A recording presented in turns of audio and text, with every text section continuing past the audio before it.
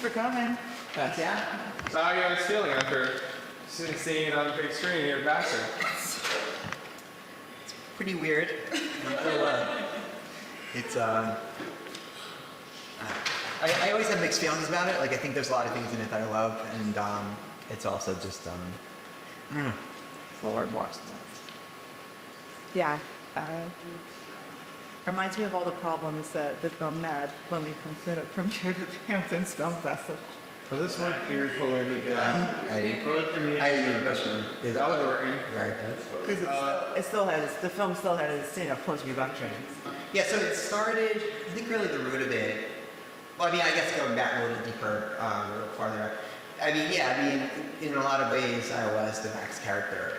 You know, it's an exaggerated version, of course, but I mean, in that I loved, I was a big fan of Annie Hall in the time when I was a teenager and really did, mean a lot to me, especially at that timeline that, go get some college period, a little bit post-college, I guess.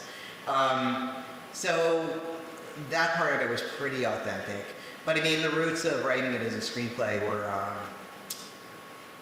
so I was probably about your age, when I was on the college campus, there was a little bit like Vassar.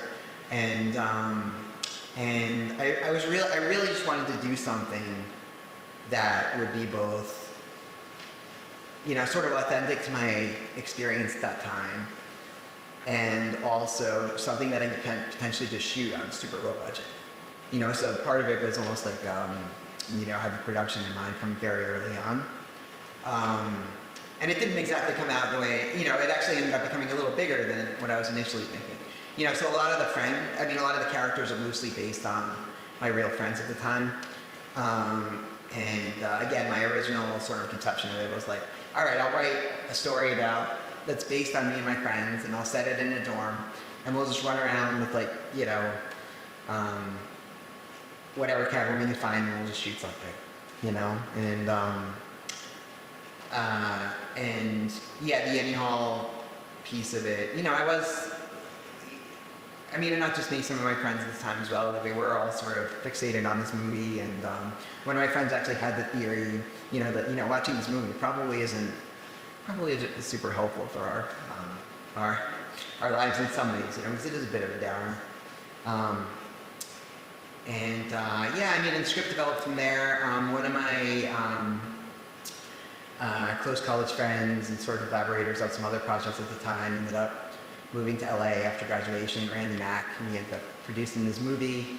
He sort of spearheaded production, got, kind of took it to a whole other level, where he had, a professional casting director involved, and raised, it was still relatively low budget. It was still a low budget movie, but it was bigger than what I ever thought it probably would be.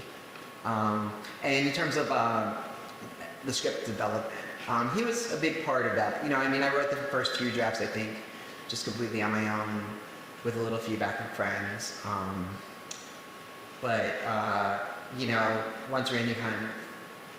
Once it got a little more serious, he and I essentially co-wrote the last few drafts, and he was heavily involved in that, and and I still have some mixed feelings about some of that, he kind of, but looking back on it, there was probably good stuff. He really wanted to create a little bit more thought to it, and the earlier drafts were a little bit more just kind of hang out kind of vibe, and so there's some, for example, the sequence when Max goes to Julie's apartment, and he's kind of semi-spying on her, and there's that little mix-up. That was something like Randy was like, well, I've got to have something, it's just like an attempt to bring a little more thought into it. I'm sorry, I probably wrapped it in. No, it's your question.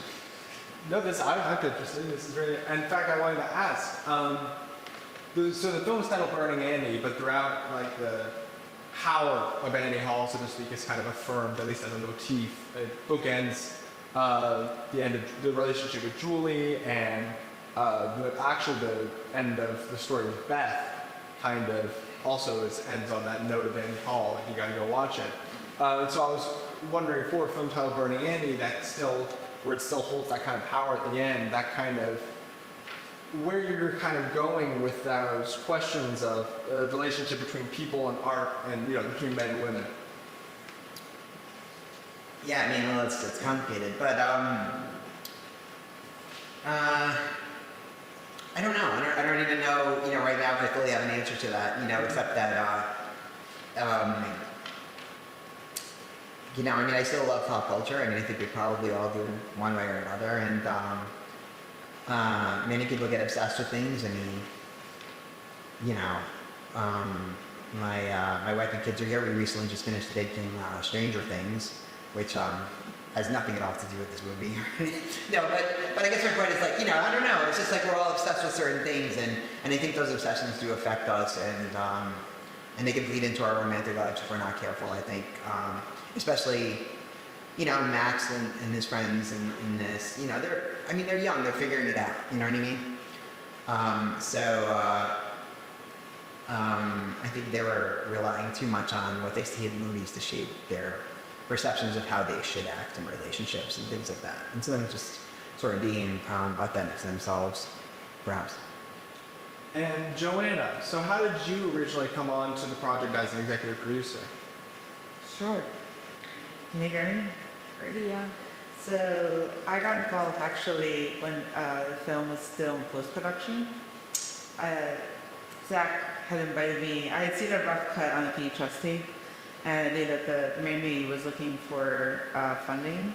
And then I got accepted into the Hamptons International Film Festival, where that's when Zack said, hey, we need some help marketing the film on the ground, so can you come out? And I said, sure, sounds like fun.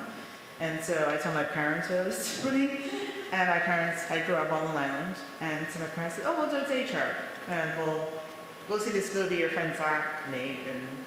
And so they came out, they saw the film, and they liked it. And they taught and introduced me to Randy. And I don't know what was discussed, I was not privy, but my guy definitely somewhat used some money to help with it along. It did premiere as a work in progress. In fact, the film premiered as a work in progress 4 years, all the film festival, the whole entire film festival won. And I think it's that. Yeah. Oh, well, I think you're right. That's just another way of saying we were constantly tweaking it as we went. You know what I mean? And there were some technical issues. There's some technical issues. Yes. So it's the film was shot on HD. It was one of the first films to be shot on HD. And apparently at the time there was an editing software that existed to edit an HD film. So Randy writes an amazing article in Movie Maker magazine about all the post and some of the production, but mostly the post-production issues. The film also ran over budget, so Randy agrees. He thought the budget would be $200K, and it ran to $250K, and that's because the production manager, as Randy likes to tell me, is they didn't know what they were doing. If he hired somebody that thought, that she was doing, he was doing it. I don't know if it's he or she, but anyway, the budget was leaked, and so yeah, it was a little bit more expensive to round things up, and so he was constantly trying to raise money during the festival. Every time he asked to a film festival, he decided to try to raise money. So you guys kind of had like a new technology or newer technology, but the software plane hadn't quite caught up. Yes. Yes. Correct. Yeah, I think a lot of the issues specifically were related to the sound syncing, which if you watch it closely, you'll probably still see some little mixtures here and there. But yeah, it was sort of a nightmare. I wasn't directly involved in it, and I'm not super technical, but my knowledge of them is not extensive. But I know it was just a nightmare to get fixed up. So what was kind of from there the kind of process of distribution? Like, what was it like showing it at festivals, and what was the partnership like with Sundance from there? You want to next one? Yeah, right. Okay.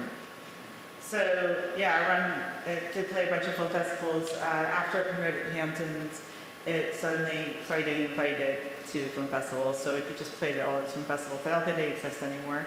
Mass Bay, the Taste Awards. I think one of the It's the only success. But it did win awards on the film festival circuit, and that was great. And then we also got at the time, it was, I don't know if this, I think this is still vacation, a producer's rep to help sell your film at a film festival. And so Randy was able to secure Stephen Beer as the producer's rep, and he's an entertainment attorney, he's very well known in that world. And so Stephen is at a party trying to, he chatted with the CEO of Lightyear Entertainment, which at the time was a Warner Brothers subsidiary. And so he got an offer right there to acquire the film. So Lightyear acquired it in 2007. It was released in 2007 to Best Buy and Target and Walmart and even Netflix under the Red albums. Yeah, so it was released that way as well. And then we got the rights back in 2017, at which point Randy had posted on his Facebook that he attended the Sundance Producers Lab with the film, and I said to him, oh, you should look into a partnership they have with this company called Quiver. It's an aggregator, and since you're an alum, you should be able to distribute through this new partnership that they have with Quiver. It's called Sundance Creative Distribution Initiative, and so yeah, they were eligible. And that's how they were able to release the film for the first time on digital platforms. So yeah. Yeah, sorry. I'm sorry. I guess in regard to the Sundance portion of your question, we weren't really directly involved in that, so I'm sorry. We didn't screen the film at Sundance. Well, right, but it was right too. But it was what was the name? Sundance Creative Distribution. Yeah, sorry. I'm not sure. What you got? Well, how that? Well, because Randy had gone to labs, we were eligible to distribute through this initiative that they started. It's now defunct. It was a couple of years, but we were really, I mean, a lot of people DIY. It's also DIY distribution because you're paying the aggregator to, put the film on digital platforms. So essentially, the film became available on TVOD platforms for the first time in 2017. And then we hired publicists to help get the word out about this film being released on digital platforms. And Sundance was they were very helpful. We did a Kickstarter campaign, and they helped to promote the Kickstarter campaign. And they were very excited that we were able to get the film out there. And I mean, that's incredibly exciting, especially seeing as you had all those troubles with this, the editing and whatnot, that you were able to get it through this festival circuit, get it through the awards, and then get it to Sundance. I mean, a success rate as a whole, I would say, when it comes to getting it around. These days, it's very easy to get distribution for film. It's not, the distribution isn't the issue. Oh yeah, YouTube. Well, okay. But distribution isn't a problem, right? It's the marketing piece that's always really difficult. Yeah. And now that you guys have the rights, it's 2017, it's been a few years since it originally came out. And I was wondering how that marks how you go see the film. How has it kind of evolved in your guys' eyes in the 20 years since it was originally made?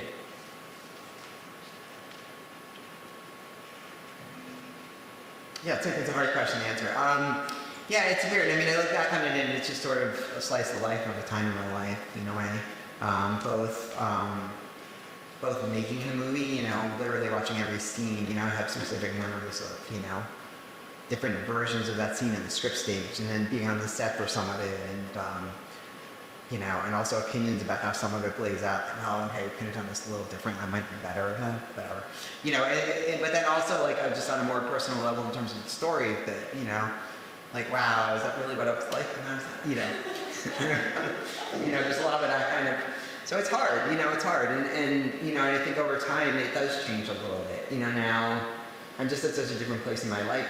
I mean, I'm and here in this room with my 13-year-old kids who are watching this movie for the first time, I don't know, that's weird. I have watched it Oh, one of them said my daughter said she's watched it before. I'm not sure if she's when I was a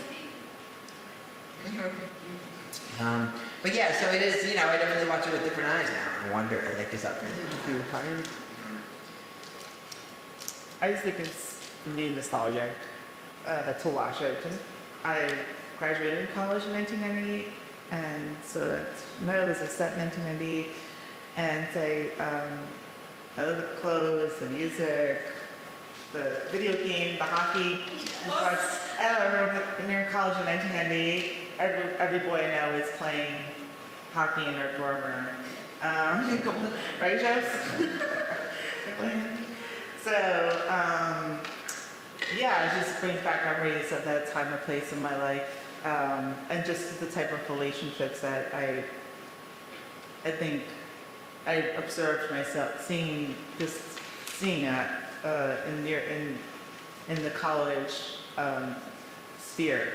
These relationships weren't super deep because people were still not super connected to their emotions. So, yeah. I'm actually curious about a question for you. Yeah, how close do you feel like do you feel like it's very relatable? Like as someone who's, I don't know exactly how old you are, but you probably are around the same age as characters. Yeah. I think there's a lot different now than there is then. Especially when it comes to the video game console, for example, that they're playing on. Right.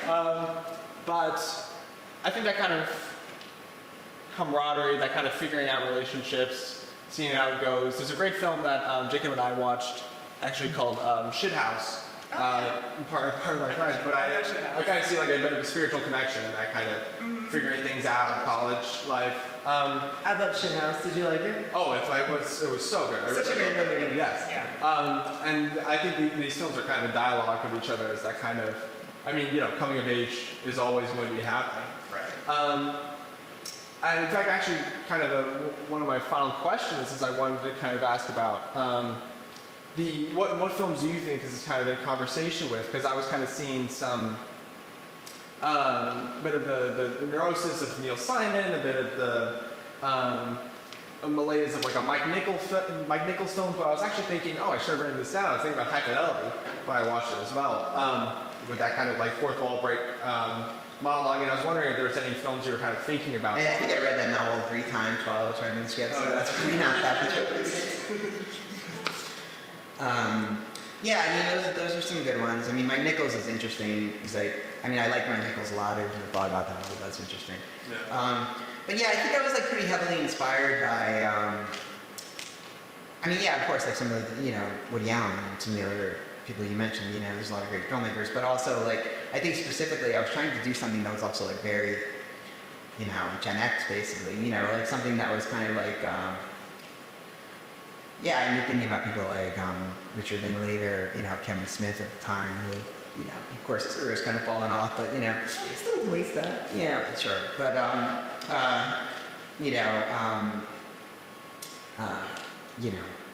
Spike Lee, Steven Tyler, kind of like that, basically that generation, that kind of like late 80s, 90s generation.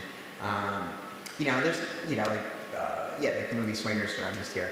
And of course, you're the one I hear Noah Baumbach and Kicking and Screaming was a huge film for me.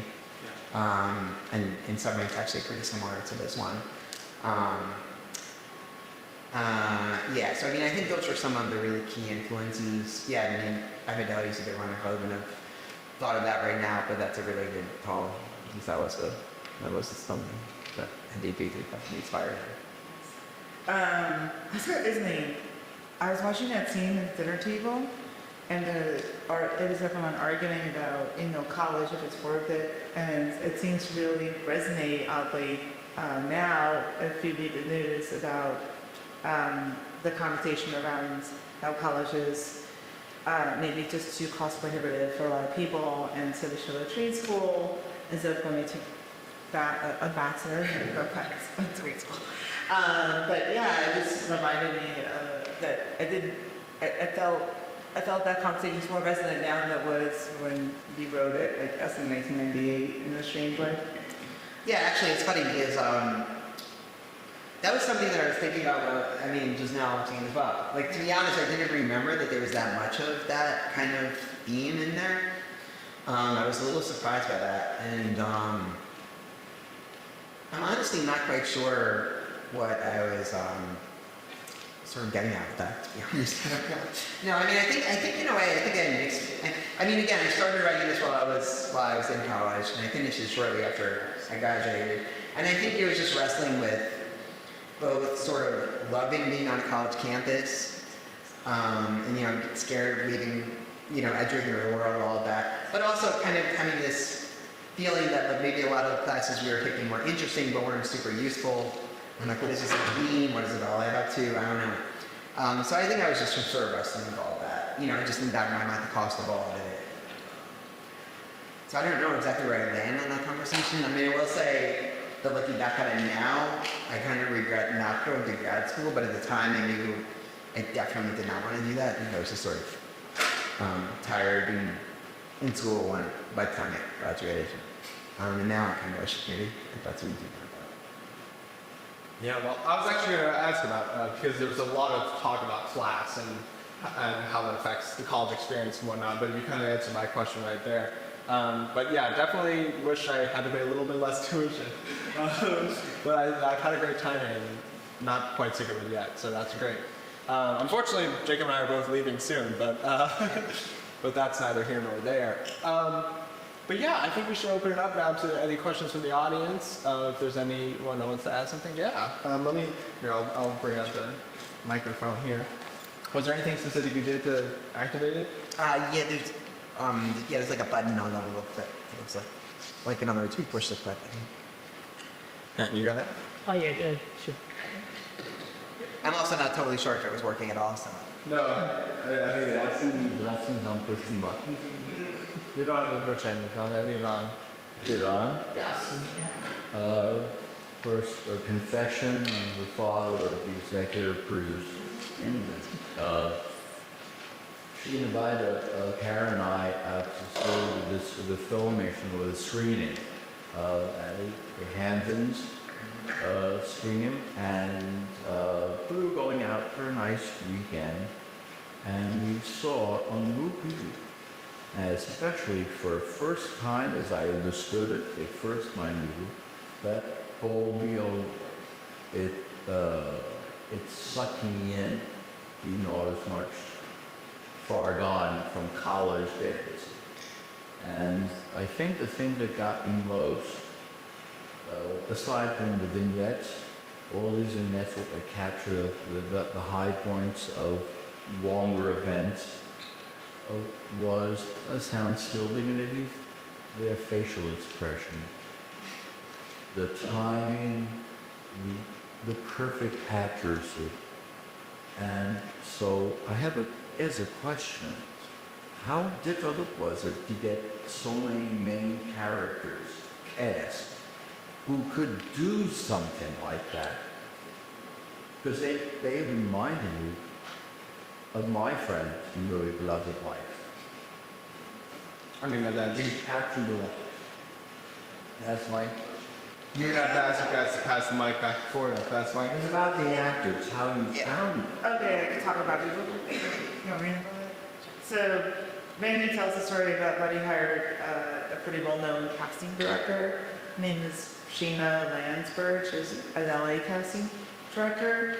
And she was really well-known for casting young people in films. So, there's a fun story that Randy likes to tell, so I can share it here. While they were spending 8-hour days looking at actors for the film, and by the way, she was hired for 4 weeks, I believe, for casting, but she actually added those 6 weeks or something like that because she wrote the script so much and she was enjoying the casting process, which she thought was challenging, being that there were so many different characters.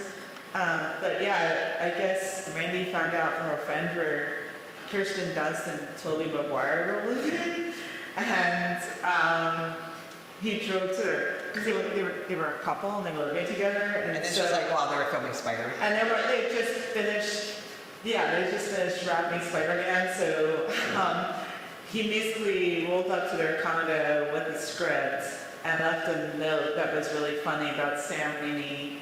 And he said something about you don't have to, in this script, you don't have to name from wires. Or so, it's something really charming that basically they read the script and they liked it enough to show it to their agent at the time it was CAA. And the agent actually read it and liked it too.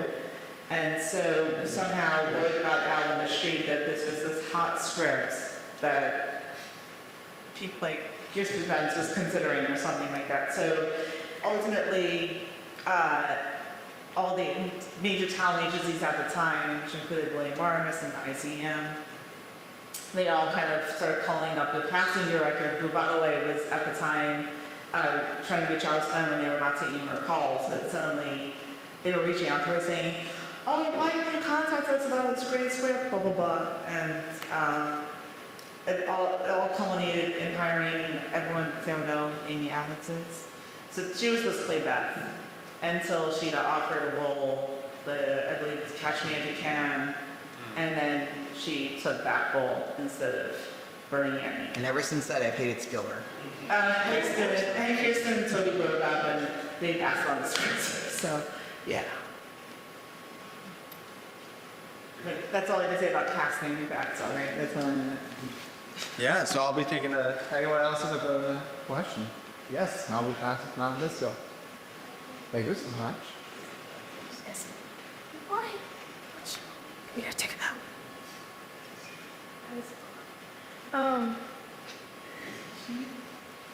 Is Anakin also the main character? I mean, just That's what she said. That's actually an interesting question. it is interesting. No, I think it brings sense to the group. Should Yeah, Annie Hall. is Annie Hall Annie Hall the main character, or is that? Here's the question. like the character that's not there? I don't think so. I don't know. Wait, is it like real, like a movie? Like, is it like an actual, like, movie? Yeah, it's a real one. Is the movie based on a true story? That's really this You mean, or Randy or something? Yeah, I mean, sort of. I mean, like anything. I mean, yeah, I mean, again, it was kind of loosely based on me and my friends in college and some of the real experiences we were having, although it's also definitely, it's definitely pretty exaggerated. I mean, you could probably don't need to tell them to do that, But yeah, I mean, to some degree, it's based on real experiences. So, but okay. What year were you making the movie from? What, I'm sorry. what years were you making the movie? Like, how long did it take? What year did you start it? Do you mean like writing the script? Is that what you mean? Like everything, writing, Everything? filming, and Okay, well, that's a good question. So I started writing it. I think I started the very first, I don't know, first thing, whatever, in 1997. I was a junior at Clark University, and I actually thought it was going to be a student project at first. I was looking at a major in communication, culture, and society was what it was called, and they had this big capstone project, and I was like, you know what, I'm going to do a Gen X movie, and I'm going to shoot it myself, and that's going to be my senior project. I was a junior at the time, and I approached the advisor, and she's like, no, I don't know. And she was like, why a movie? She's like, why a movie? Why not like why can't it be like an opera or an interactive web experience? was it your project? No. So that's I think in a way maybe that gets back to your question about academia as well. In a sense, I was kind of frustrated about that. But as I was writing this script, so no, I ended up not picking that major. I mean, it would have been a second major anyway. I was also majoring in Renaissance Colbert.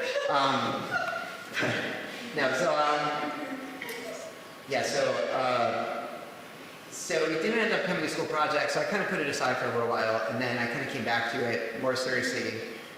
Essentially, like right around the time I was graduating, I guess again, just reflecting on these experiences and thinking about the future. And so that was, 97, 98, the earliest stage of it. It started to, like when Joanna mentioned hiring cast and director, all that I think happened in maybe 2000. So it's probably a couple of years went by where I was just kind of writing scripts to judge for myself and sending them to a few friends. So it was early, maybe 2000-ish, when we started doing some sort of more serious pre-production in LA. And that took a couple of years, and then it was like a couple of years with festival circuit. I think the festival premieres were in 2003. 2007. Right. Well, it's a few years on the festival circuit, and then when it was released, he was talking about the first release through Lightyear Entertainment. That was 2007. So it's a long time. It was a big part of my life for a while. And it's interesting you ask about Annie Hall and how that figures in. Was it ever real? Because I think that also kind of ties back to your question about how it relates to us nowadays. I'd be interested in polling, because I've seen Annie Hall, I've seen Hannah and Her Sisters, and Midnight in Paris, but I haven't seen more Woody Allen than that. And Jacob, I don't know if not to call you out, but I don't know if you've seen any Woody Allen? I think only Midnight in Paris. Midnight in Paris, so I don't know. I'd be interested to see a poll of how engaged with Woody Allen films my generation is or has been. Yeah, to be honest, I was a little surprised by your interest in running in because I just suspect that, to some degree, Woody Allen, certainly the figure hasn't aged well, right? Like he was a huge cultural figure at the time we were making this movie. It's sort of and I was also trying to think of, like, who would almost be like the present day comparison, I don't know, because it was odd. I don't know if it comes across either, but the idea of college students being obsessed with Annie Hall was not like an obvious, I don't know, it was like even in the 90s, it was kind of a little bit odd. It might be the equivalent of like, I don't know, maybe something like somebody like Wes Anderson or Richard Linklater or something. Again, it's those inspirational filmmakers for me, but so maybe like in a 20-year-old now is just obsessed with like Would Be Before Sunrise or something. Maybe it would almost be the equivalent of that. Yeah. But I don't even know what the question is. Okay. I have a question. Yeah, just hot potato. Yeah, I have a question. So, this is more of a statement or observation. It's a comment. It's more of a comment than a question.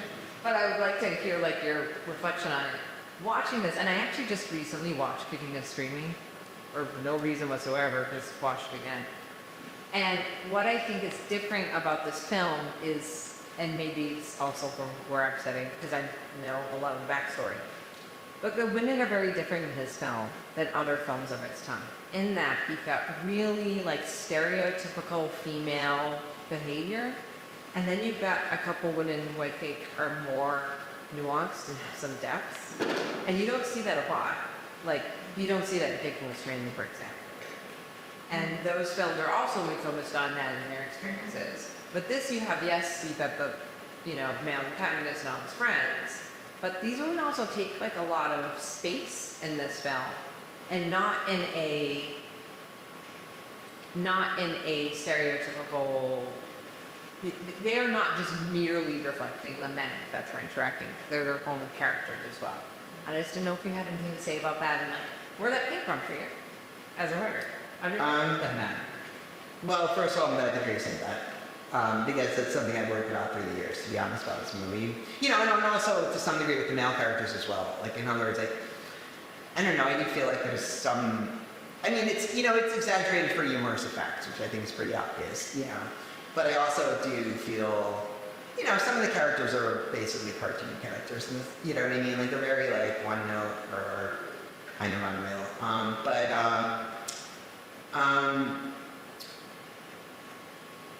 I think,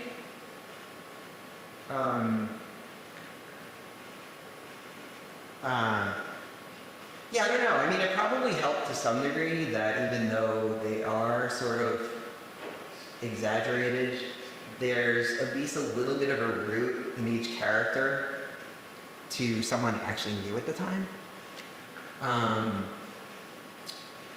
And I think that probably helped a little bit, you know. So I mean, if anybody here is a writer, you know, I don't know. I mean, that would be like a writing tip, I guess. You know, write what they say, write what you know, and you know, just disguise it a little bit, right? And that's not the person asking the question here. I'm not sure if you the pronoun in any way similar to any of these terms. Yeah, there's a couple. Oh, there's a couple. Bill and that might be very similar. And yes, but yet, like there's I was struck, you know, I've seen this movie before, but it's been a while.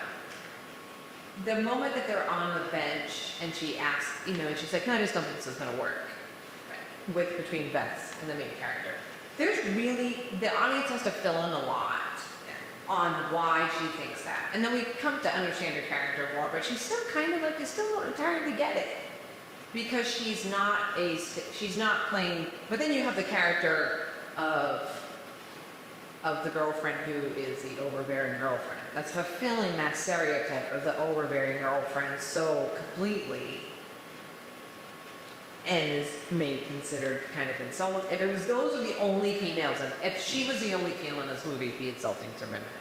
But considering you have like a nuanced Beth and a kind of dynamic Julie, and even Amanda, who eventually like kind of stands up for herself, and you get a little round of applause for that. Like I also know a whole lot of viewport and stuff, but yeah, I think it's a good reflection on.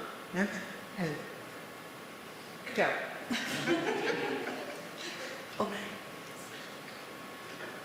And we have time for about 2 more questions, so I'll say. Is the curse of Annie Holbrook? You're curious to in how this. That is not the question that you were going to ask at all. No, I didn't start to say that. But I guess it's a little bit real because I mean I think it's like it's not real as a supernatural curse or something. But I mean I think it could be real. You know, if you're obsessed with something that's negative, you know, you're probably not going to be the happiest person. So that's a tip you could.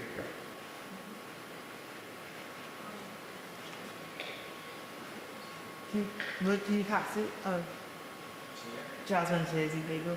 We'll have guys in real last questions, so we got My question is, were any of these scenes improv, or is everything obviously there's a lot of changes that happen during the shooting process, but were there any scenes where like, okay, here's the idea of what we want to accomplish in this scene, go for it, and let's see how it works out? So bearing in mind, I didn't direct it, and I was on set for probably about, I don't know, 20% of the shooting days or something. So I'm maybe not the best person to answer that, but my understanding is that there were no scenes that were fully improvised. Well, actually, I guess I can answer that for sure because I didn't know the script. But yeah, there was nothing that was fully 100% improvised. However, there were lines that that made it into the movie that were not in the script. You know what I mean? So there are, and some of it is, I mean, you could kind of, if you watch the movie closely, you can almost guess which they are. You can see where the actors are kind of like cracking each other up a bit, or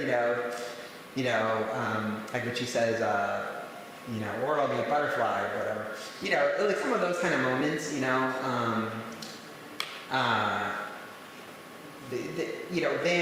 Van Fletcher was a director who became involved in the project in LA. So I didn't really know him very well, but I was in New York at the time. So yeah, I mean, he did a lot of some improvising on the set, but it was still, on a scene by scene basis, it was scripted. It wasn't perfect enthusiasms. As a writer, does it make you crazy that you I took your script, but then just started playing with it and change it then? Yeah, to some degree. And again, it's hard for me to escape some of that when I watch it now. But also, some of the changes were for the best. I mean, I could definitely acknowledge that. And even some of the, like I said, there were some really funny moments that were improvised, and I don't know if, I don't know, again, as I said, my original conception of it was a little different, but I don't know if that would have been better, I don't know. I mean, I'm not, yeah, I don't know. It's interesting to think about, but I'm not trying to get into it.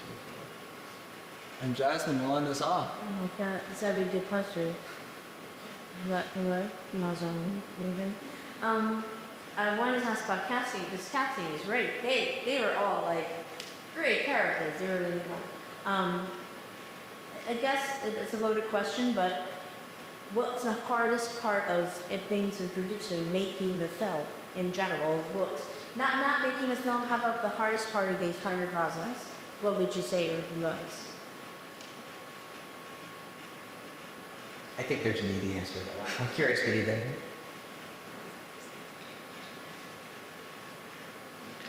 I definitely think Randy will say that this film could be made for a lot less than what is budgeted.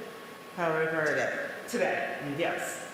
But clearly this film didn't have enough money to, yeah, and I think the editing was great. There was also, Randy had picked up the editing job. He had never edited before, so he had to teach himself. And that's because Man had submitted his cut, which I watched. Remember you showed that to me? It was really different. It was early. It was really different from what you're watching right now. And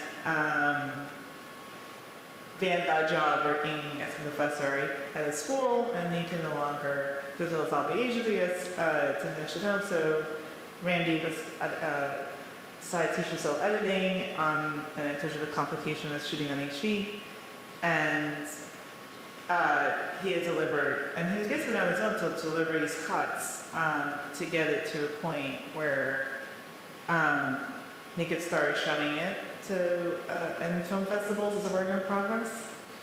And yeah, to this day when I watch it, even I think, oh, we just need some more work on this. We just need to color correct it and just fix the sound a little bit, that kind of thing.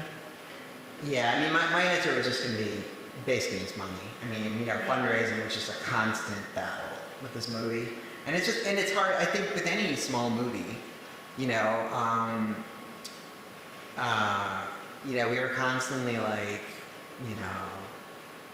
again, part of the reason it took years, along the way was because we'd do a certain amount of work on it, and then we'd run out of money, and then we'd have to go back and try to find some more money, and for more time in the editing room or to fix sound issues or whatever it was. So it was, it's hard. I mean, it was entirely funded through people we knew, basically. And it's hard to make a movie that way, Even, again, it's a, by any kind of objective standard, it's an extremely low budget movie. Again, I think it was something like $250,000, something like that. And, but that's a lot of money, you know what I mean? Like if those of us in this room right now decided we wanted to make a $250,000 movie, I don't know, it's not easy. But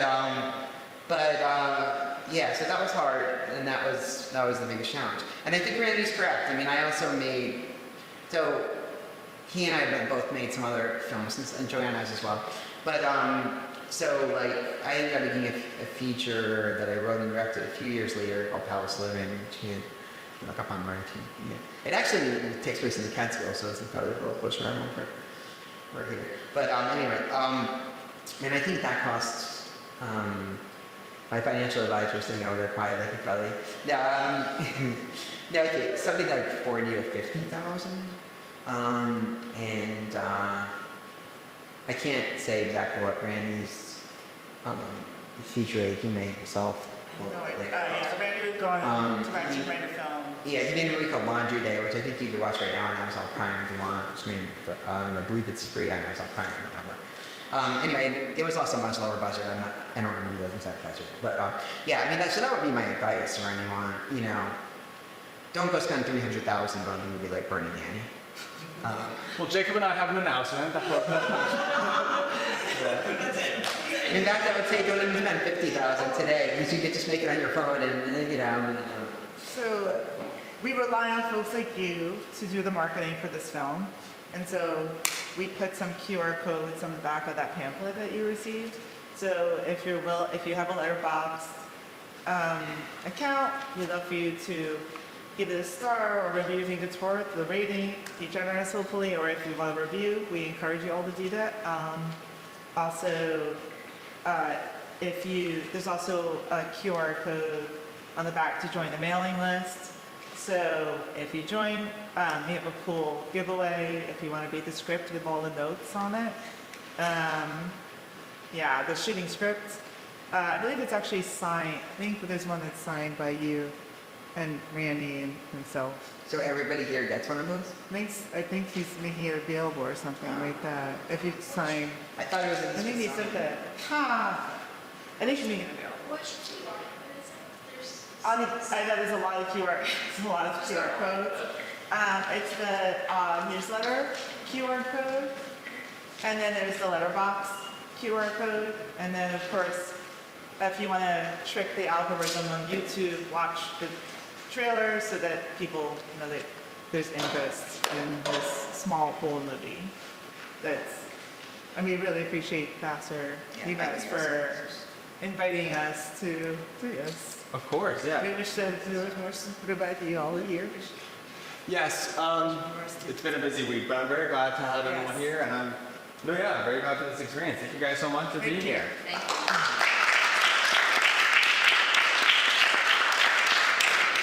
And thank you guys everyone for coming. Thank you all for coming. Yes. Yeah, you too. Yes, thanks.